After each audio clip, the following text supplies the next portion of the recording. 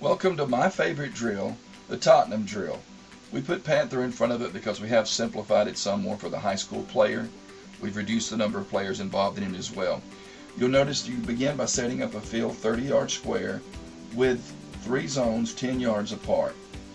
The coach will set it in play. The purpose is to score by crossing the central zone and landing the ball at the feet of a player in zone A if you're in zone C, or zone C if you're in zone A.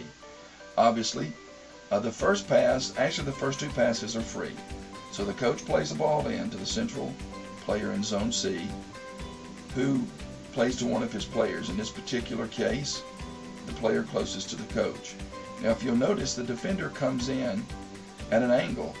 The player should turn and pass it directly across, but he misses that opportunity because his back is turned, his hips are turned the wrong way. But he's okay, because what he's going to do is, just like in a game, he's going to find his own player to relieve that pressure. Now, for some reason, the central defender decides to drop back because he thinks he's anticipating a pass. When he does that, it creates a gap. The player in zone C sends the ball across to zone A, scoring a point for the red team. Now,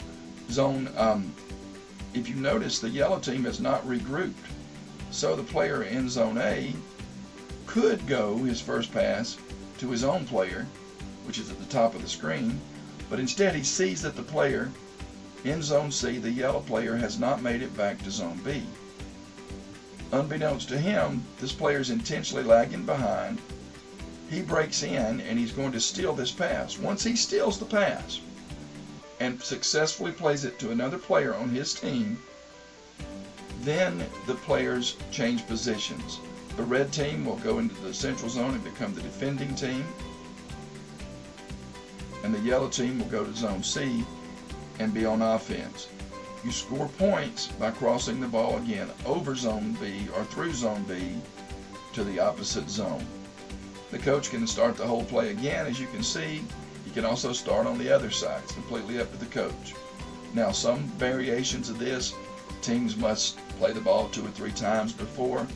We don't really do it that way. We just try to have a game to 5. The first team that successfully crosses the ball to the opposing zone, it scores 5 points.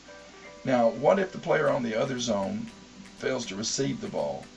Basically, if it's a playable or receivable ball, then the player that passed the ball gets the point.